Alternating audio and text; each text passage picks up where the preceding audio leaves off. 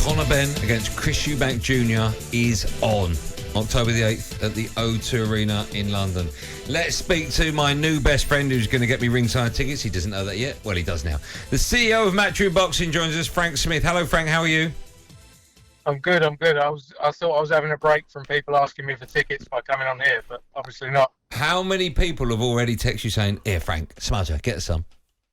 A few people. I didn't have many friends at school, but I seem to have found quite a few in the last few hours. Well, you got two more today, and we didn't even go to school. I know, I've already gone someone else. Oh, you've got yours already, have you? Listen, everyone in boxing is incredibly excited about this. How easy or difficult was it to make this fight, and when did negotiations start on this? But it's been obviously talk about the fight has been going around for a long time. But it was always, in a lot of people's eyes, unrealistic because of the weight.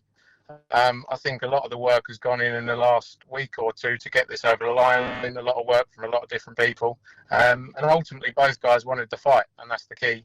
You know, it's good to work with the Sauerland brothers and Wasserman to get it over the line. But yeah, there's been some ups and downs. There's been some periods where it didn't look like it would happen, but you know, it's such a big fight. I always thought we'd get it over the line. You spoke about the weight there. What will the catch weight be? I think we'll talk about it a bit more in the press conference later in the week. We're keeping it quite quiet, but we're going to have a press conference on Friday. It's going to be announced shortly, and more details on the weight will be released then. What would be the reason as to why you can't tell us now? We want something to hold it back, so everyone comes along to the press conference. Okay. Can you just tell us, is it closer to Conor's weight or to Chris's weight? It's not far in the middle between the two, to be honest. But like I say, something to look forward to on Friday. If it was going to be close to one of them, which one would you say it was closer to? No, flip a coin. We might find out. All right, the coin says Conor. Is the coin right or wrong? Maybe wrong, maybe right. You've been working with Eddie too long. Let me ask you then, just quickly. No, Eddie would tell you. Eddie would tell you straight away. Is there a rehydration clause in that contract? Again, one for Friday. Should we call you back Friday? You can do if you want. I thought I'd get a break off the tickets. Who do you make favourite for this fight? Because we know that. Yeah, tell you Friday. Yeah, Chris Eubank Jr. has been at world level, and Conor Benn's kind of on the trajectory of getting to world level. I mean, who do you make the favourite? And Eubank's the bigger man. I've got to be honest, I'm in a bit of a tough position. I obviously promote Conor Benn with Matchroom, but my girlfriend of 7 years is Chris Eubank's sister. So I just hope for a great fight between the two of them. I can't really win with an answer on that one either, can I? No. What's the weather like where you are? Is it nice? Can you tell me? It's Friday. I'll tell you. No, I will never tell you who I think. I mean, looking at the two of them, Conor's obviously, Conor's much younger, fresher in the sport. Coming up in weight though for this fight for the first time. Chris has been in there with some experienced fighters. He's had some tough tests, and he's probably got the more experience in the pro game. But for me, I'll have to be careful because otherwise I get hit by my missus or I get hit by Conor Benn. Okay, who do you think then the fight is more dangerous for? And with when I say dangerous, I don't mean God forbid a million times someone ends up in hospital. What I mean is, who would defeat hurt more out of the two boxers? I think you've got to look at, Conor's obviously taken a big step up to come up in weight, to challenge someone bigger in a fight. Conor's obviously, he's still got the ability, he's early on in his career, that he's still got the ability, to come back in other fights. Chris is later on in the later stages of his career. So, I think in terms of danger in that sense, it's probably, there's more upside in it for Conor Benn than Chris Eubank. Why do you think it's the right time now for this fight to be made? Because as you said there, when you look at Conor Benn, he's fresh, he's in the welterweight division, he's got some big names, and hopefully there were some big fights coming up for him. Why has he decided to take this fight now? I just think it's the biggest fight out there for both guys. There's no other fight really for both of these guys right now that's available that sort of delivers as much as this does. There's a lot of tough tests for Conor Benn in the 147 division, but Conor would fight anyone ultimately. Conor would fight all of the top names out there. But I think as his promoter, it's a fight that makes the most sense because Conor goes up, as I said before, he's probably got less of a risk than Chris in terms of if he was to lose, then he can come back in those big fights at 147. Is there a rematch clause in the contract? No rematch clause, straight up fight. Okay. There you go. I gave you an answer without going to Friday, didn't I? Yeah. Let's see if we can get another one. We've talked about, obviously, you know, their dads fighting, you know, so many years ago. I think it was like 1992, was it? 1990 and 93, I think it was.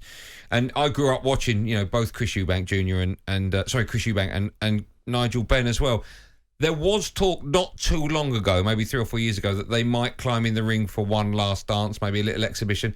Has that even been discussed as to whether or not they might have a little exhibition fight before Conor and Chris Eubank Jr. step in the ring, or was that not even thought of?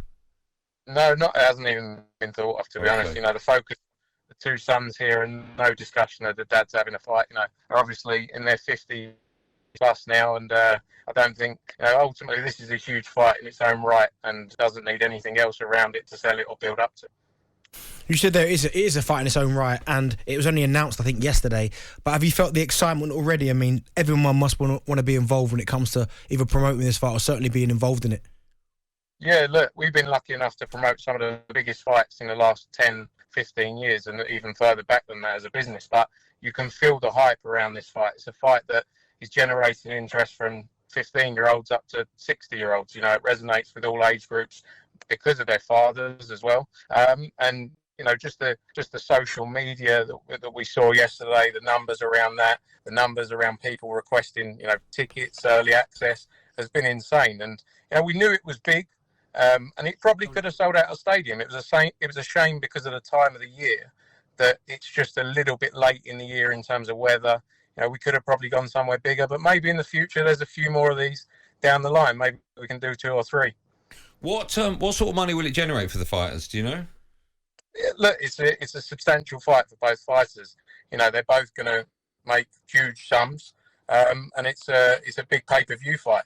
And you know, we've got huge. I think it can do massive numbers in terms of comparisons of other fights. This has the ability to do. You know, people talking about, could this do 1 million pay-per-view buys? And if it does, the numbers are then huge for the fighters.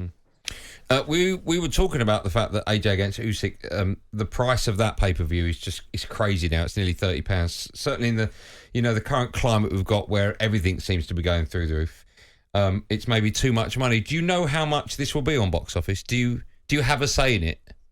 No, ultimately that's always with all broadcasters. It's a broadcaster-led decision. Right. The broadcasters put the price in place, and I think, you know, I'm not sure if that will follow this week. That might be in a couple of weeks. Will be announced with a bit more detail. Okay. Going back to Conor Benn, if he wins, would this push him, do you think, towards a world title shot in the welterweight division? Yeah, look, I think if he beats Chris Eubank on October 8th, his opportunities are endless in both the welterweight division. Does he look at light middleweight at that point? Conor's willing to take any challenge. So, you know, he'd be willing. He wanted a world title shot at 147 now if this fight wasn't made. So, you know, let's see what's next. Do you expect both of their dads, with the rivalry that they had, certainly back in the 90s, as you said there, to weigh heavily in the outcome, not in the outcome, but certainly the preparation for this fight, just kind of sharing their experiences of what the rivalry was like?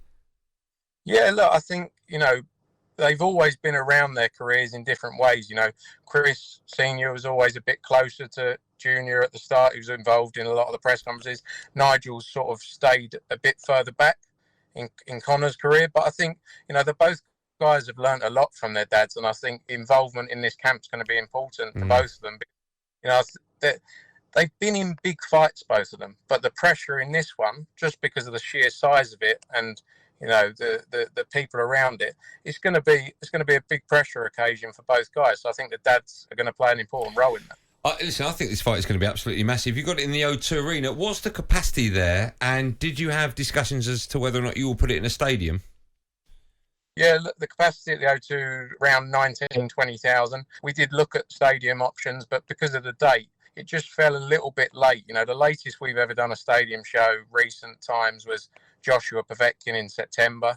You know, you worry about the weather a little bit in the UK, and then you got the football fixtures as well. So we struggled a little bit. We looked at a few options, but like I say, maybe down the line we can do this a couple of times and sell out some stadiums as well. Okay, just promise me the winner won't face Jake Paul. Is that okay? I'll tell you on Friday. Another reason why I'll be listening. Listen, Frank, thanks so much for coming on. A real pleasure. And listen, on behalf of all boxing fans around the world, we cannot wait for this. It has all the makings of just another explosive meeting between the Benn family and the Eubank family. So thanks so much for coming on, Frank. Thanks very much, guys. Thanks. Speak soon.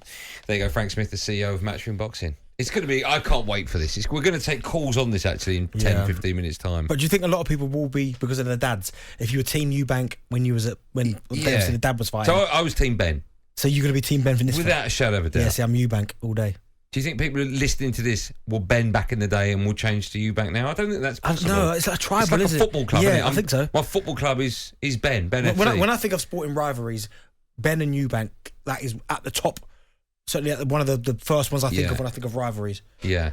Do you think anyone will have a problem that the weight difference between the two is so great? Because obviously I'm guessing Chris Eubank Jr. is going to be a massive favourite for this. Yeah, it's just because he's bigger. He's a lot bigger. Yeah. A lot bigger. But listen, we've seen it happen before. I think he's done it, and he's gone from welterweight all the way up. Yeah, but he was a different breed, wasn't he? But yeah, it's going to be great. Pac-Man, 8 divisions.